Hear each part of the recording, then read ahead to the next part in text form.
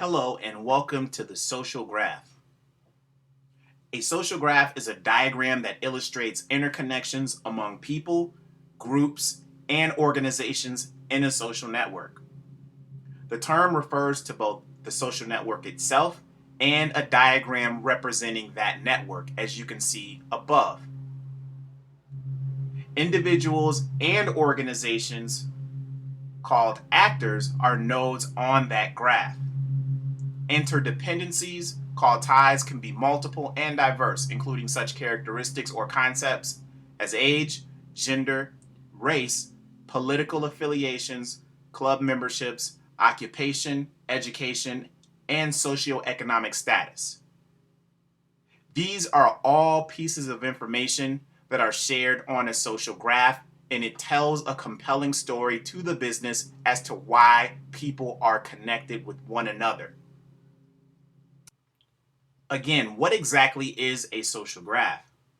It's a data visualization. It's a quantitative analysis of networks on the social web. It refers specifically to the people who are members of a particular network and how those within that network are connected. It's an indicator of where specific content should be pushed. Perhaps there's a group of individuals interested in a particular piece of a product. Or perhaps there's another demographic in that group interested in a particular piece of a product.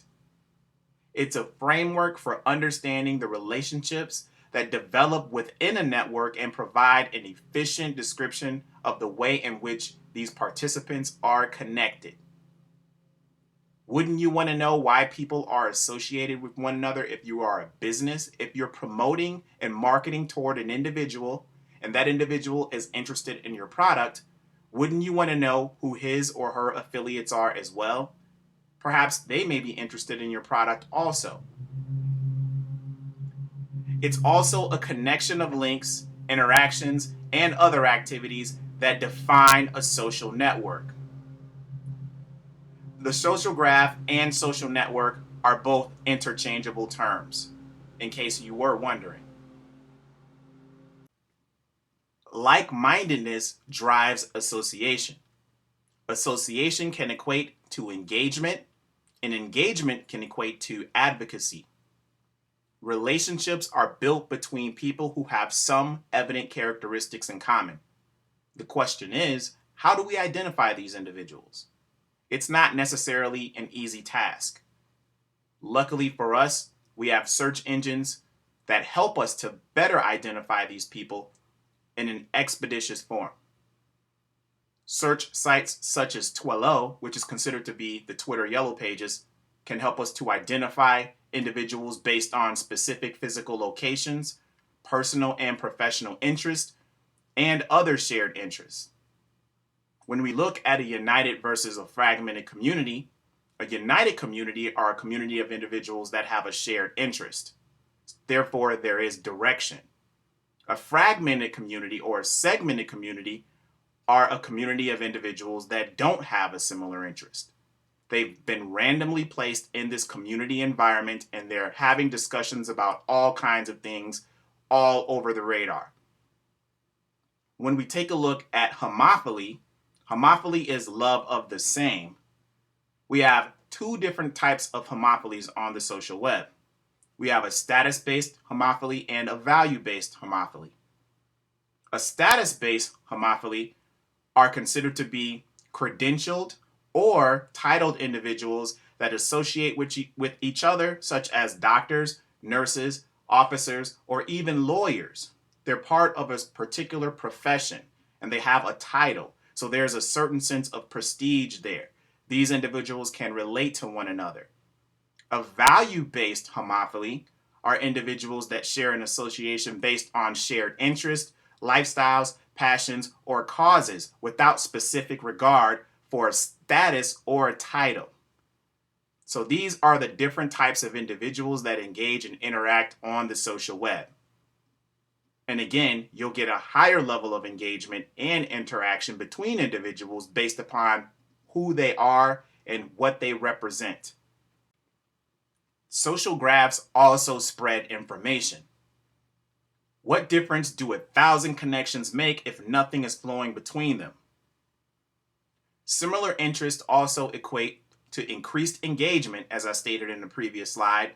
And in that environment, you'll discover a lot of great conversations taking place and valuable intelligence as well. But how do you actually arrange and structure all of these conversations and data through the social graph? We have data-driven tool sets like Rapleaf that can help you achieve that. This is a consumer information technology that helps businesses understand their customers so they can personalize their experiences in real time, and they can prevent the segmentation of customers.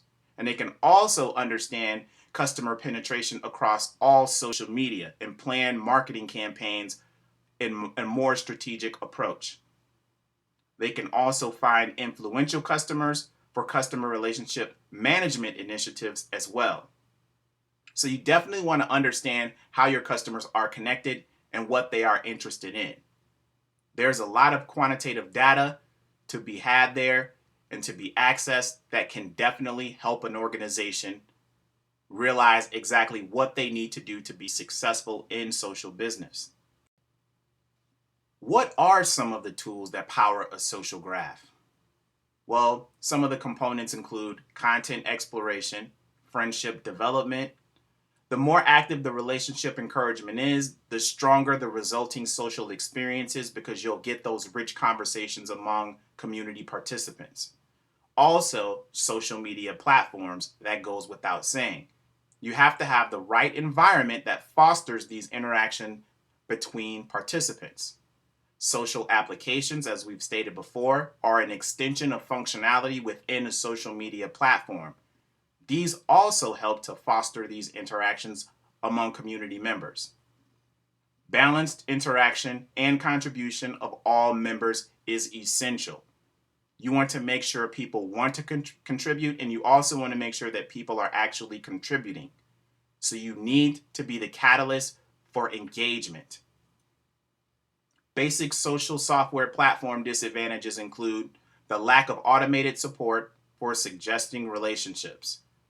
Facebook has this integrated into their network.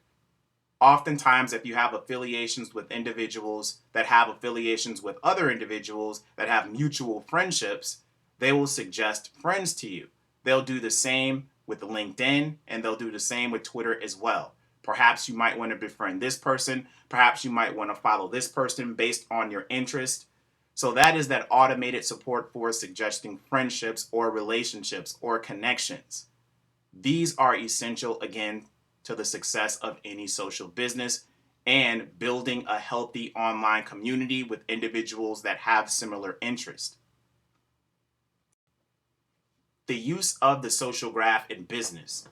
Services such as Facebook facilitate the exchange of information, news, photographs, literary works, music, art, software, opinions, or even money among users. In this environment, the social graph, or for a particular user, consists of a set of nodes and ties connected directly or indirectly to that individual. This is central to the use of social technology in business. The meaning behind those relationships. Relationships and structures define influencers. Influencers can be identified by their relationships with other individuals and their influence as well. You can discover influencers by reading content, ratings, and reviews. That will give you a certain perspective on what an individual thinks about a product, brand, or service. That will also help you to establish and generate impressions, be it positive or negative. This will all help you to build a robust social network. It will also help you to ensure that relationships as members connect with one another, which again, as I've already stated, is essential. It's not only essential to connect with the individual, but you want to make sure that individual is connecting with other individuals as well, as you try to build that robust social network and that healthy online community. It is your responsibility as a business to make sure that people are connecting. You can encourage members' development of their own social graph. LinkedIn does this by recommending connections. Facebook does it by recommending friends. And Twitter does it by recommending followers or people to follow. If members can't identify with each other, they won't connect with one another. It's common sense. Again, LinkedIn encourages individuals to complete their social network profile by showing you specific steps to take to complete your social profile. They tell you exactly what you need to do to get your profile up to 100% completeness. And again, to reiterate, Facebook has a mutual friend suggestion log. They also have a reconnect initiative. So if you haven't spoken to an individual on your social graph for a while, it'll encourage you to reconnect with that individual. Those are all really great algorithms built into those social media platforms that encourage a community to stay active and to continue to communicate with one another. Twitter lets others find you by your email address, which is also a great way to connect. This will create a social jumpstart for any social business building a social media community from the ground up. And it's also, again, very fundamental to a healthy online community.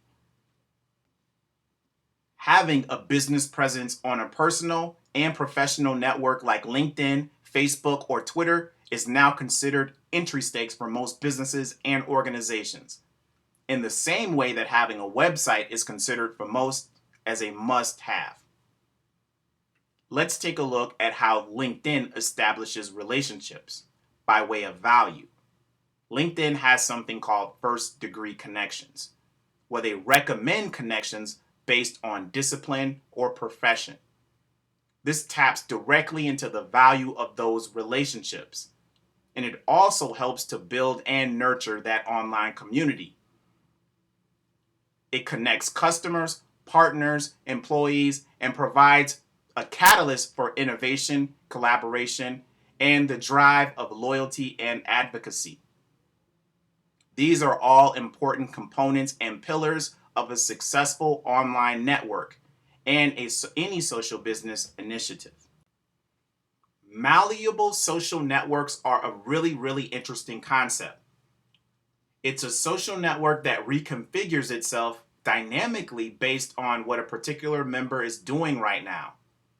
This means that certain conversations can be generated and brought forth by way of certain actions that take place on the social web. This is best demonstrated by the use of hashtags on Twitter. You'll see hashtags start to trend in real time based upon what's going on in real world events. Businesses have the opportunity to tap into what people are doing right now. When we look at the WWE, the NFL, the NBA, the NHL, they all generate hashtags that become instantaneous, popular, and accessible. Sites like Gowalla and Foursquare highlight activities, recommendations, and preferences to when others are nearby. This gives you the opportunity to quickly connect with influencers. You know the individuals that are out there talking. You know the individuals that are popular at the moment. This provides an opportunity for you to connect with those individuals and perhaps build a relationship with those individuals. With all of these dynamic real-time events constantly occurring across the social web, how do we keep track of it all? How do we manage it all? It's really unmanageable to access one platform at one time. We can't log into our Twitter account, check and see what's going on there, then log into our Facebook account and check and see what's going on there, etc., etc. Well, luckily for us, there are solutions out there that help us to manage multiple social media platforms simultaneously. Solutions such as Falcon Social, which is considered to be one of the top social media dashboards available to users. Falcon Social is a communication platform built on social media management tools for listening, engagement, publishing, and analytics.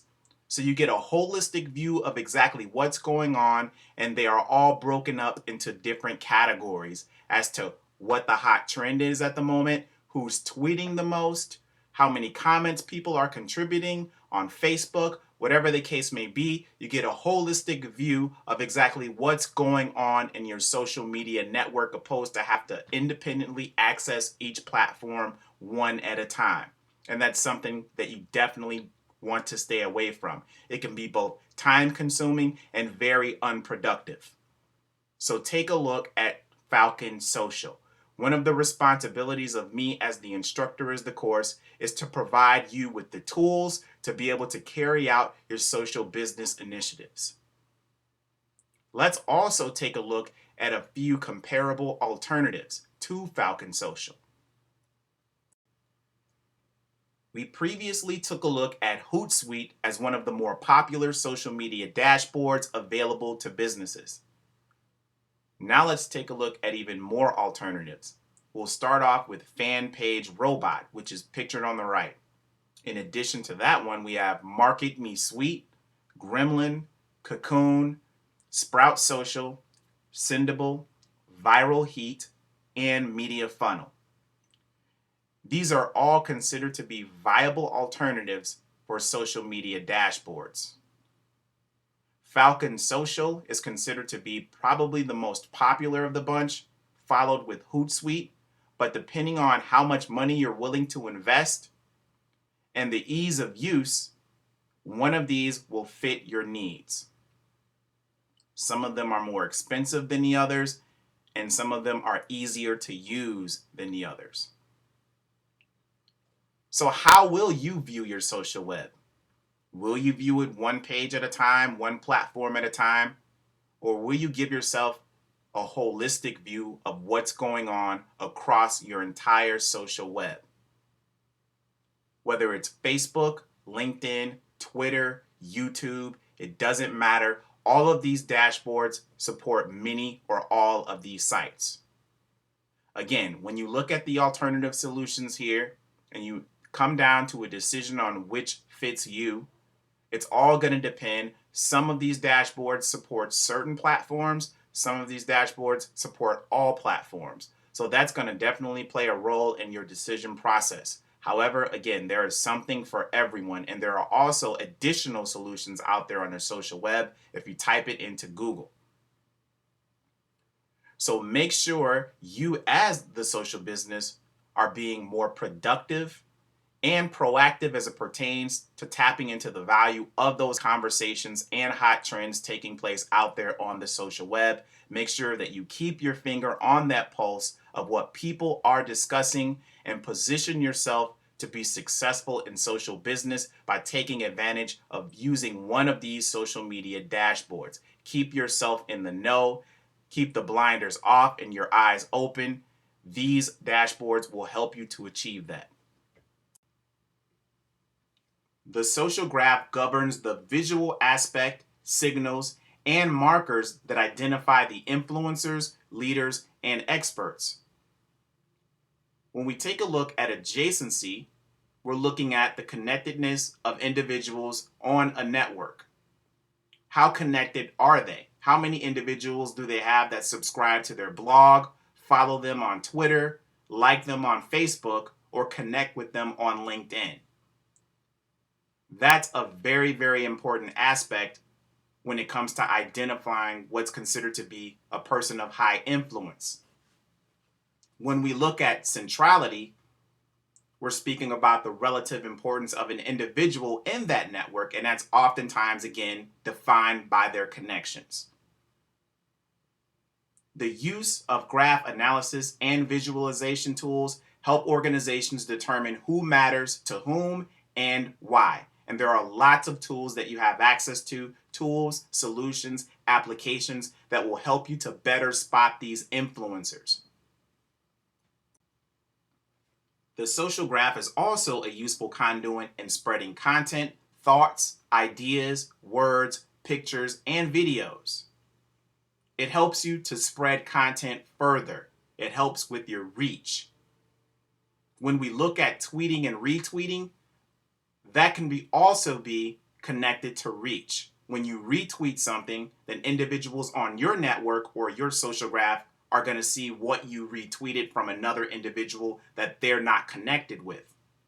I've connected with many an individual on Twitter because someone retweeted a comment another individual made that I was not aware of. And maybe it was a comment that I liked or a piece of news that I liked, therefore establishing a new connection. It serves as an intersection between social networks. When we look at the Facebook Open Graph initiative, it makes it easy to connect content and participants in social networks outside of Facebook with members inside of Facebook.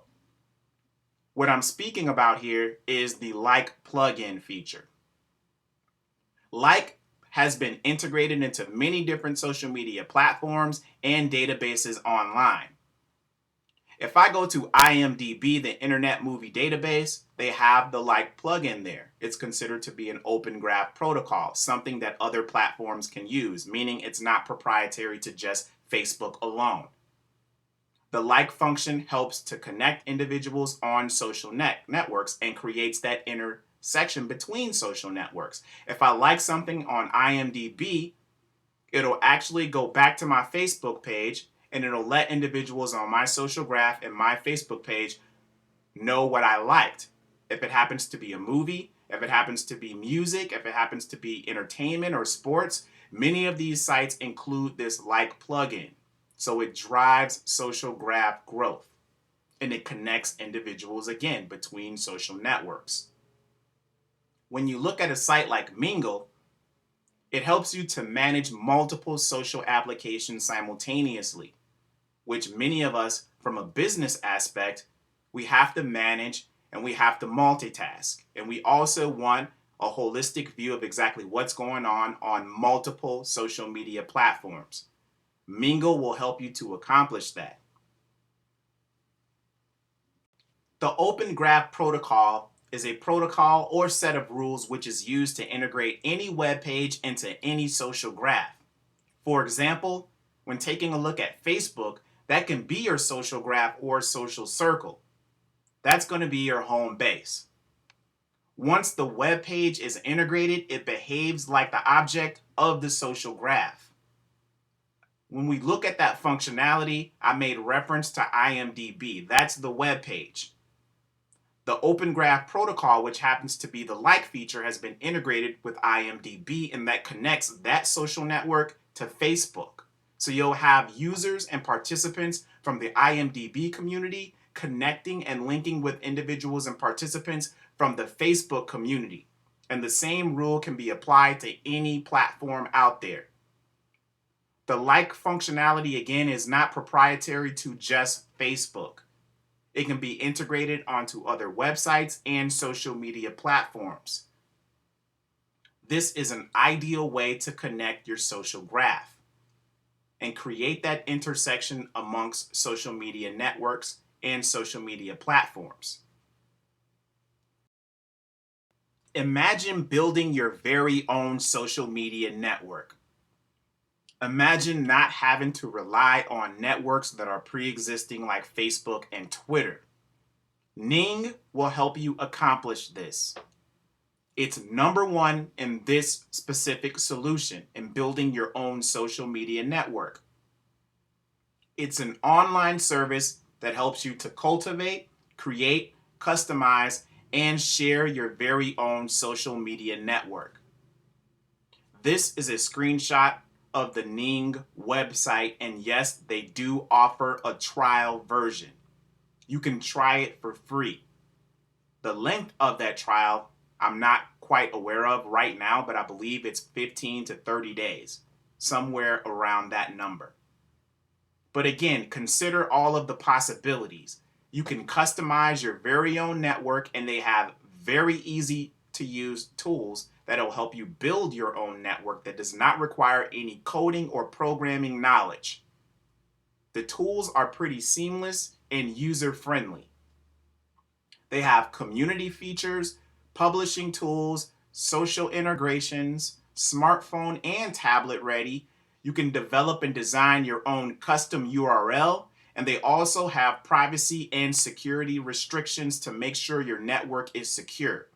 Again, consider the possibilities where you don't have to rely on a pre-existing social network to update their tool set or their feature set. You can include it or add it or customize it yourself.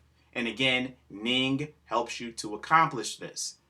So I'd highly encourage you to visit the Ning website and read more about the services that they provide businesses and individuals alike.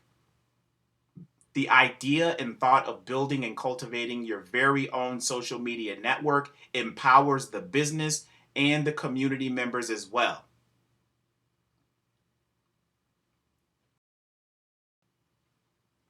Last but definitely not least, we want to take a look at measuring the social graph. This topic has resurfaced time and time again over the past couple of weeks. There are lots of different ways you can measure participation and active involvement. Participation itself is definitely a measurable metric. You can gauge participation and measure the social graph based on registered members, profiles by completeness, active groups, and the number of topics. These all relate to participation. When we look at influence as a measurable metric, we can measure influence by way of the average number of friends, popular group or topic themes, popular brands, products, or service, and the most viewed events. So if you have an individual that has 50 friends, and then you have another individual that has 500 friends, obviously the guy with 500 friends is the individual of higher influence. These individuals are easier to identify, again, by use of tools such as BuzzStream, Sosomos, and Convergys. There are other comparable alternatives as well that provide a similar service that will help you to identify and build relationships with these individuals of high influence. When we look at spread as a measurable metric, we're looking at exactly how many people we can actually reach. And that you want to study the effects of homophily, which again is the love of a similar interest. Remember, earlier in this lecture, we talked about status-based homophilies, and we also talked about Interestingly enough, I had a client once tell me, why do I want to know who my customer is? All I care about is making the sale. I had to respond by telling him, why wouldn't you want to know who your customer is? Perhaps your customer likes your product, and perhaps your customer can tell other customers or potential customers about what he or she likes about your product. You have to take into consideration the opportunity for reach. With reach comes expansion. And again, we're transcending beyond that initial point of purchase.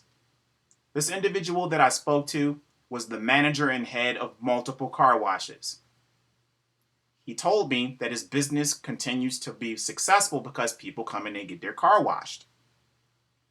But you also have to take into consideration with that, if you have a good product, if your car wash chain does a really, really good job in washing your cars, why wouldn't you want those individuals that are happy with that one-off transaction to tell other individuals about your product, brand, or service? The service that you provide is a bay for washing cars.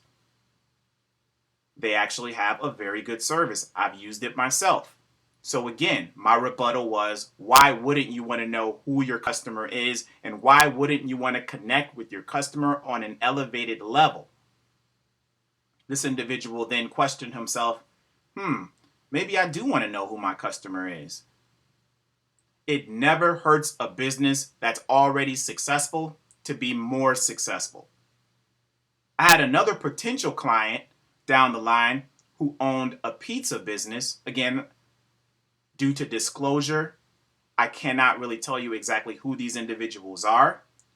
They are in Moline, I will tell you that much.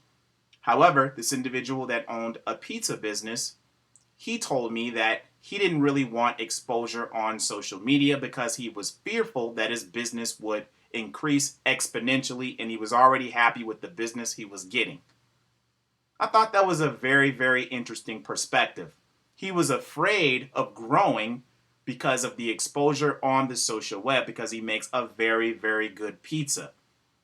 I'm just throwing that in there to mention exactly some of the skeptics out there that own these businesses and how their perspectives are formed and why they say some of the things that they say. The guy that owned the car wash chain, I thought he had a very interesting and unique perspective. Hey, he was already very, very successful, making money hand over fist. But you have to take into consideration sustainability and growth. When individuals experience a good product, they like to talk about it. Why not provide them with the platform to discuss that product? Something as simple as making a really good pizza can go a long way as well. I don't know how many times I can tell you that individuals on my social graph have talked about a really good pizza they had. Or a friend of mine personally has told me about a really good pizza he or she had, and they will name the brand that made the pizza. You are given the opportunity to capitalize on all of these impressions socially and direct those impressions back into the financial gain of your organization. But you have to do this strategically. The social graph provides you with an opportunity to achieve this. When you know who your customers are, when you know why they're connected, and when you do have mutual interest there in a particular product, oftentimes that can equate to growth for your organization. Let's take a look at another measurable metric, reach. Sites like Twitter, Facebook, and LinkedIn give you the opportunity to build and solidify your brand to the masses. You can reach hundreds, if not thousands, of potential customers by using these social media platforms and environments wisely. Traditional marketing takes a more shotgun-like approach to getting a business's information out there. You don't have to necessarily subscribe nor be in a specific target audience to see the television ads or newspaper and magazine ads. They're there for anyone who wants to consume or take action. In contrast, social media is voluntary and requires users to sign in, sign up, or follow. These tools ask followers to take action. They also encourage them to interact and join a conversation. So we're trying to persuade people to actively participate. Again, that is the measurable metric. The information and intelligence is only going to be as good as how many people that you reach. Everyone has a diverse background and unique perspective and experience as to their knowledge on the product, brand, or service.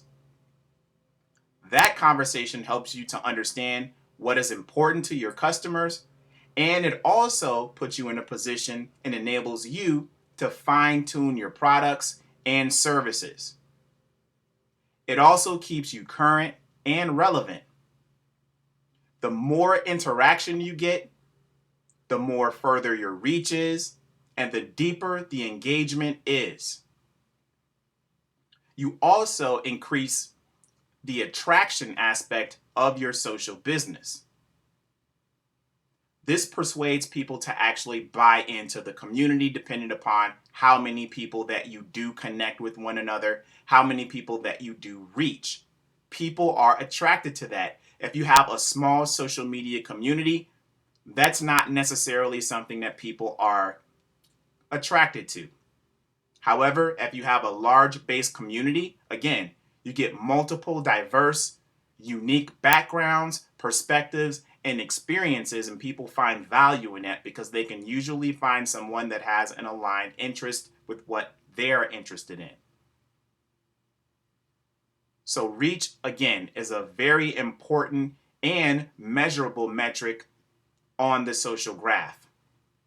And it can also be identified as to exactly who you're reaching a lot more effectively with visual presentations in the form of an illustration, such as the one I'm displaying here on this slide. So when looking at the social graph, on the whole, why exactly is it important? Again, it contains valuable information, advantageous for any business to access because you know exactly who your community members are, but more importantly, you know exactly why they're connected with one another and how they're connected with one another. The social graph will tell you that. It tells that story. So you have a better understanding of your target audience and segments of your target audience as well. The unification of a community isn't necessarily going to always occur. Oftentimes, a community will be fragmented. However, again, with the visual representation of the social graph, it'll help you to understand those different segments of community members and exactly why they're community or why they're connected with one another and why they actually are interested in your product. So with that being said, that is exactly why the social graph is so important to any social business. The information that it contains, the warm-like marketing approach that it positions a business to actually try to execute, where you know who your customer is. So this is definitely something that you want to have and to integrate into your marketing initiative.